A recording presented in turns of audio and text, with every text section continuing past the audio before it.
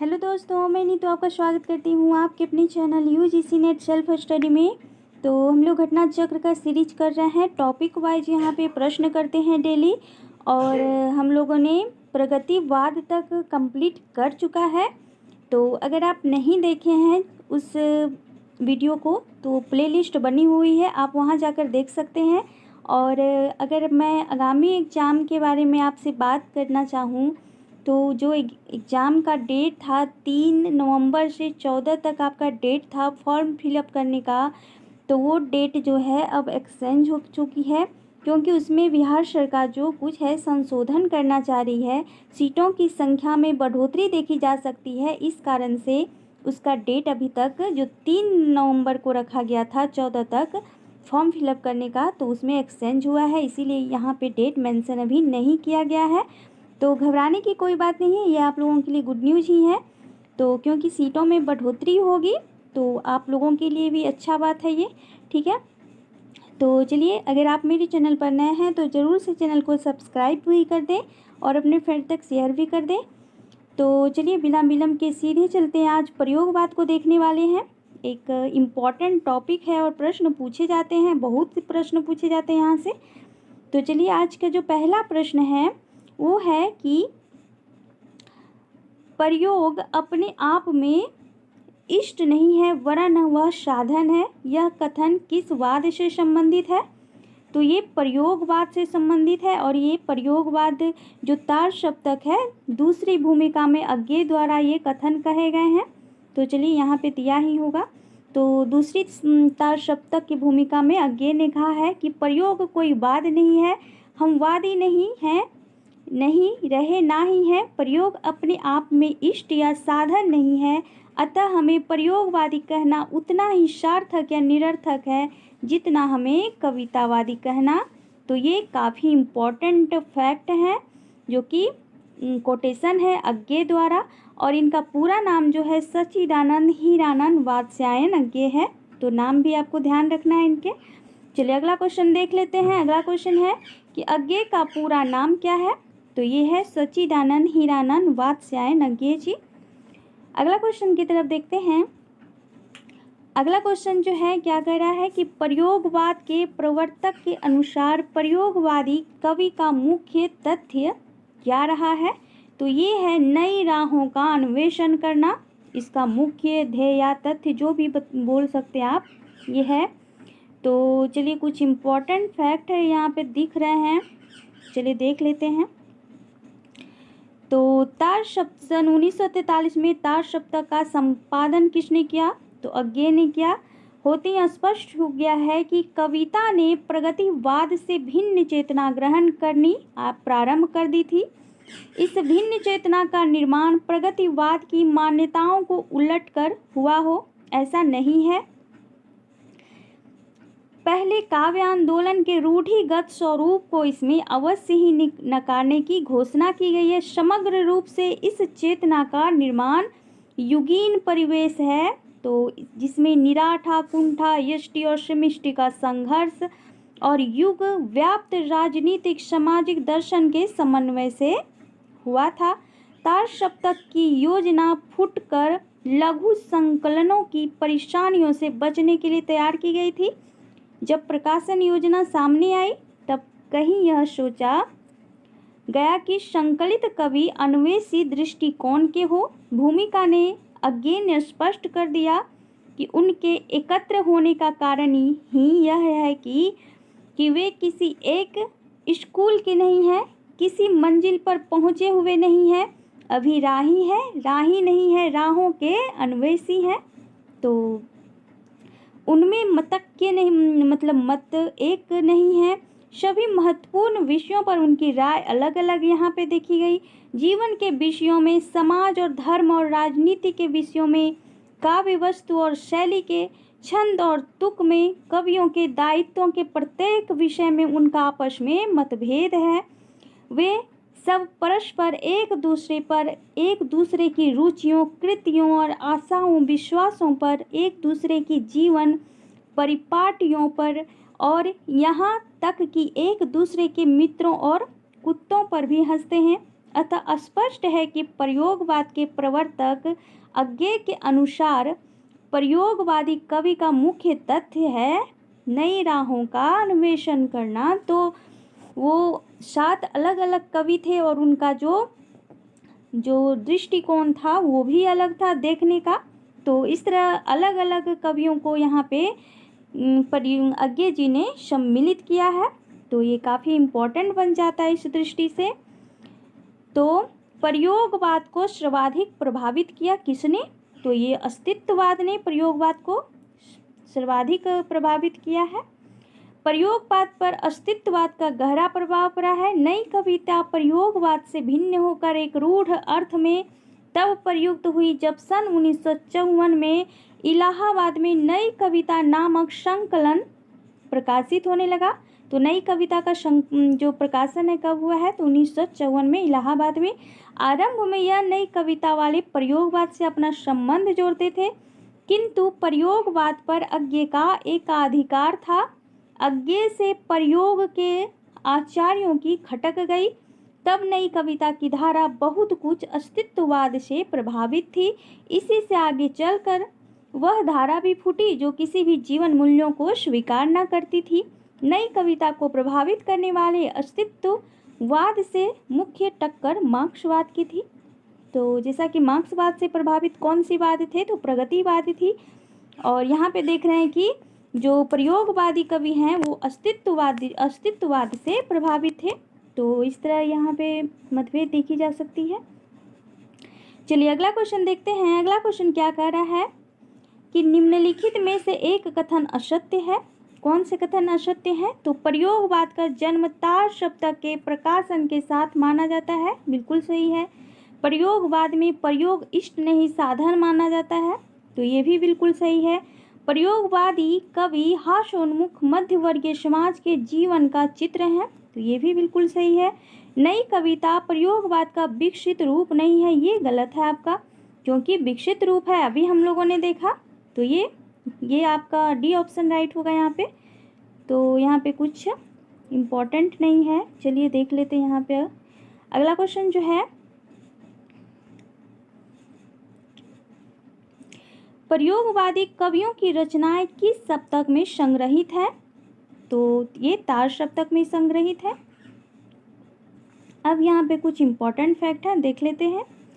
हिंदी में प्रयोगवाद का प्रारंभ 1943 में अज्ञे द्वारा संपादित तार सप्तक के प्रकाशन से माना जाता है। प्रयोगवादी कवियों की रचनाएं तार सप्तक में संग्रहित है। तार सप्तक में 7 कवि शामिल हैं।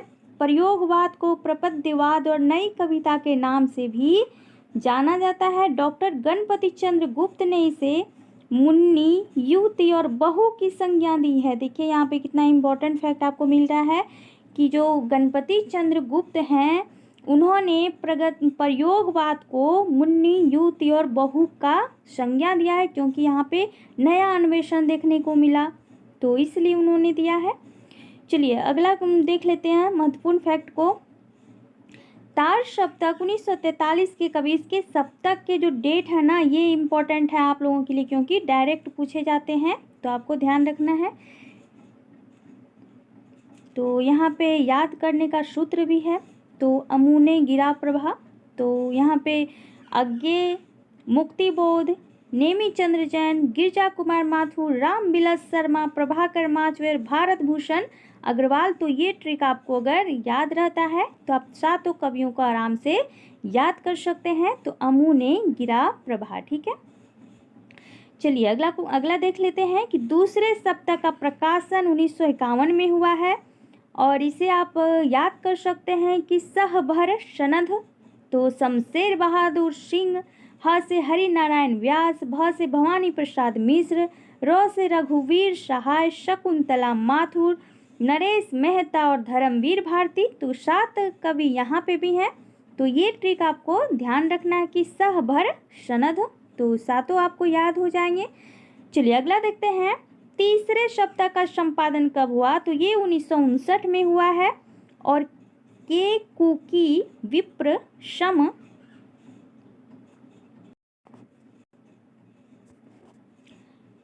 तो के कुकी विप्र सम तो इससे आप केदारनाथ सिंह, कुंवर नारायण, कृति चौधरी, विजय नारायण शाही, प्रयाग नारायण त्रिपाठी, सर्वेश्वर दयाल सक्सेना, ये इंपॉर्टेंट है, इनके बारे में पूछी जाती है तीसरे शतक से। तो जो इम्पोर्टेंट है देखिए, केदारनाथ सिंह इनके बारे में पूछी जाती है, कुंवर नारायण, कृति चौधरी, ये सारे तीसरे शतक में है। और चौथे शतक का जो संपादन काल है वो 1979 में हुआ। और श्री असुसुरा स्वप्न, तो श्री राम वर्मा, अवधेश कुमार, राजकुमार कुंभज, सुमन राजे, देखिए यहाँ पे महिला कवित्री पूछी जाएंगी। तो पूछा जा सकता है कि चौथे तार शतक में कौन सी ऐसी महिला कवित्री हैं, तो ये सुमन राजे थी, काफ़ी इंपॉर्टेंट है और कई बार यूजीसी नेट के भी एग्जाम में पूछी गई है। तो मुझे याद है ये क्वेश्चन 2018 या 17 में 2 बार रिपीटेड ये क्वेश्चन हुई थी। आगे देखते हैं कि राजेंद्र किशोर, स्वदेश भारतीय, नंद किशोर आचार्य इत्यादि आपको ध्यान में रखना है। चलिए अगला क्वेश्चन है कि अज्ञेय कौन से वाद के प्रमुख कवि हैं, तो ये प्रयोगवाद के प्रमुख कवि हैं। अगला क्वेश्चन देखते हैं कि तार शतक में संकलित कवियों को राहों के अन्वेषी किसने कहा था, किसने कहा था, तो ये अज्ञेय ने खुद कहा था।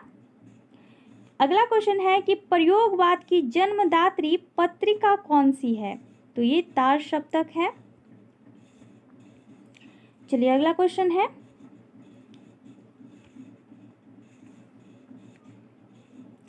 निम्नलिखित में से कौन तार शतक का कवि नहीं है, तो कौन नहीं है, तो शमशेर बहादुर सिंह नहीं है। इनमें से कौन तार शतक में शामिल नहीं है, तो तार शतक में कौन शामिल नहीं है, तो शमशेर नहीं होंगे। अगला क्वेश्चन वही है, देखिए निम्नलिखित में से तार शतक में कौन से कवि शामिल नहीं है, तो ये रामधारी सिंह दिनकर नहीं है, बाकी बात प्रभाकर माजवे हैं, भारत भूषण अग्रवाल, नेमी चंद्र जैन इत्यादि सभी हैं। अगला क्वेश्चन है कि भवानी प्रसाद मिश्र की कविताएं किस शतक में संकलित है, तो ये दूसरा शतक होगा, ठीक है, दूसरा शतक में संकलित है भवानी प्रसाद मिश्र की कविताएं। अगला क्वेश्चन है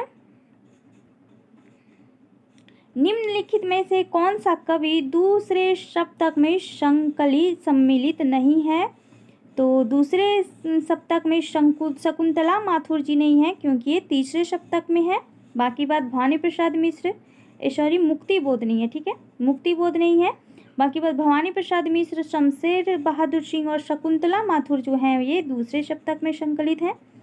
अगला क्वेश्चन है कि दूसरे शतक में संकलित नहीं है, तो कौन नहीं है, तो नेमी चंद्र जैन नहीं है, ये तार शतक में संकलित हैं। बाकी रघुवीर शाह है, सर्वेश्वर दयाल सक्सेना और केदारनाथ सिंह है, ठीक है, नहीं सॉरी, दूसरे शतक में ना, दूसरे शतक में संकलित कवि है, अच्छा नहीं है, यहाँ पे मैंने पढ़ लिया, तो संकलित कवि हैं जो कि रघुवीर शाह हैं, ठीक है, दूसरे तार शतक में।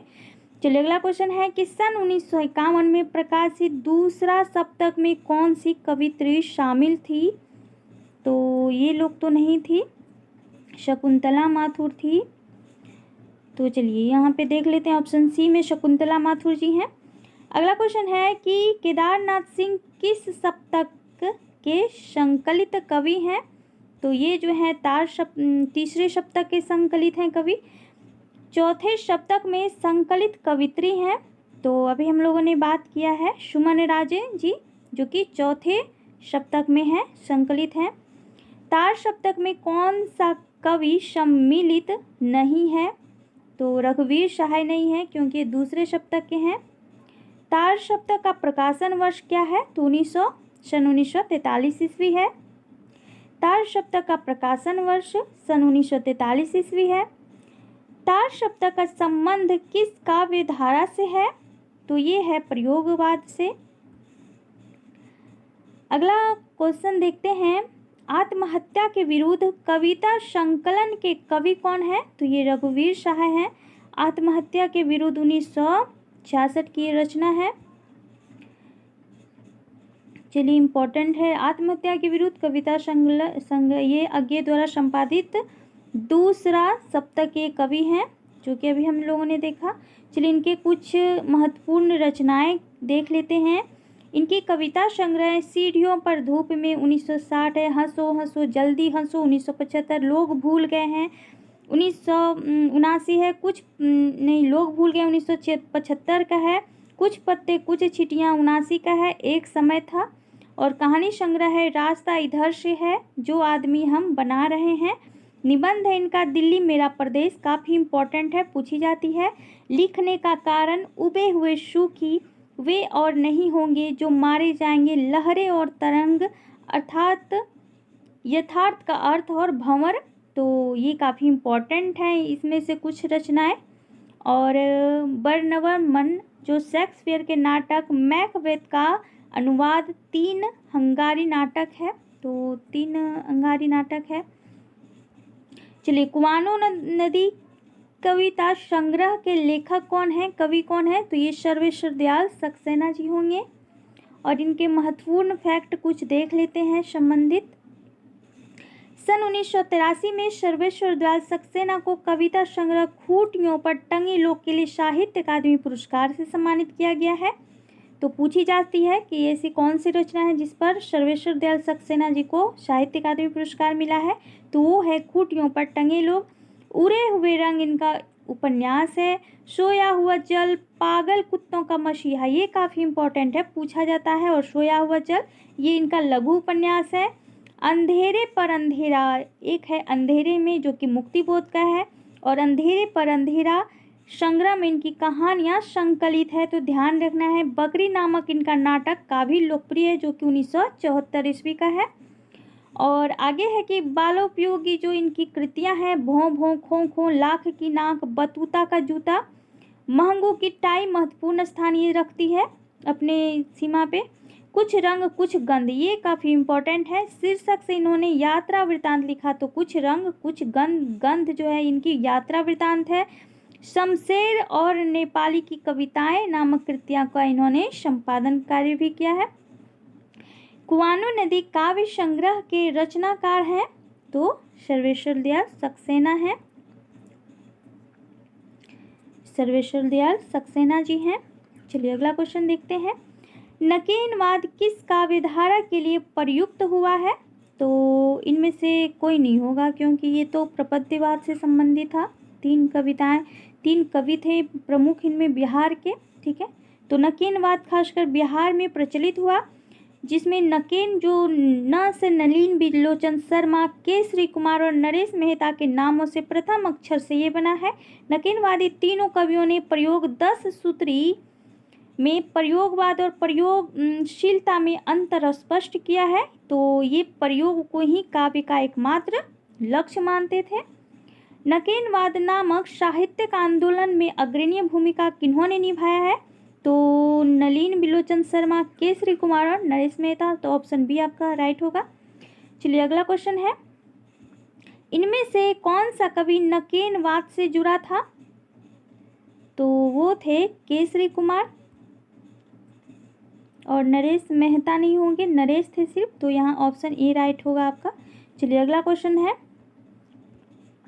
इनमें से कौन प्रपद्यवाद से संबंधित नहीं है, तो नलिन बिलोचन शर्मा थे, नरेश थे, केसरी कुमार थे, प्रयाग नारायण त्रिपाठी नहीं थे, तो ऑप्शन बी आपका राइट होगा यहाँ पे, ठीक है, बी आपका राइट होगा।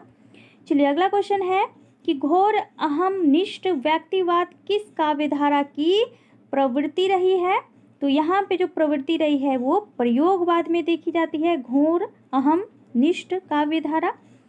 चलिए देख लेते हैं इसके महत्वपूर्ण फैक्ट को। प्रयोगवादी कविता की प्रमुख प्रवृत्तियां जो रही है, इसमें समसामयिक जीवन का यथार्थ चित्रण, उस समय जो घटित हो रहा था, घोर अहमनिष्ठ व्यक्तिकता देखी जाती है, विद्रोह का स्वर इसमें निहित है, लघु मानव की प्रतिष्ठा की गई है, अनास्थावादी तथा संशयात्मक स्वर, आस्था तथा भविष्य के प्रति विश्वास इसमें देखा गया है। तो ये काफ़ी इम्पॉर्टेंट है आप लोगों के लिए मुख्य प्रवृत्तियाँ, क्योंकि यहीं से क्वेश्चन बनते हैं, चाहे वो कथन कारण हो या फिर आपके 4th ऑप्शन 5th ऑप्शन दिए जाते हैं तो उसमें पूछे जाते हैं। तो आपको ये जो इनकी मूल प्रवृत्तियां हैं वो चाहे वो आदिकाल की हो, भक्ति काल की हो, रीतिकाल की हो या फिर छायावाद की हो, प्रयोग, प्रगति, नई कविता, जितनी भी प्रवृत्तियां रही है हिंदी साहित्य में वो आपको ध्यान रखना है क्योंकि यहीं से क्वेश्चन बनते हैं। तो चलिए आज हम लोगों ने देखा प्रयोगवाद से काफ़ी इम्पोर्टेंट फैक्ट को देखा, प्रश्न को देखा, उससे जुड़ी महत्वपूर्ण तथ्य को देखा। तो यहाँ अगर आप अच्छे से करते हैं तो आपका जो स्कोर है अच्छा होगा एग्ज़ाम में और वहाँ पे आपको कोई भी प्रॉब्लम का सामना नहीं करना पड़ेगा। तो चलिए आज के लिए बस इतना ही दोस्तों। और मैं एक गुड न्यूज़ देना चाहूँगी कि मैं एक सीरीज शुरू करने वाली हूँ जो टॉपिक वाइज होगा, जो खुद का बनाया हुआ जो MCQ मैं करवाने वाली हूँ, चाहे वो आदिकाल से हो, उपन्यास हो, कहानी हो, जो भी हो, भाषा साहित्य हो, मैं हर टॉपिक को अलग अलग से करवाने वाली हूँ और उसमें मोस्ट इम्पॉर्टेंट क्वेश्चन होंगे जो आपके एग्ज़ाम में आने वाले होंगे क्वेश्चन। तो आप उसे ज़रूर से देखें, मैं शुरू करने वाली हूँ। तो चलिए मैं बताना ज़रूरी समझी आप लोगों को और ज़्यादा से ज़्यादा शेयर भी करें अपने दोस्तों तक वीडियो को। चलिए थैंक यू सो मच।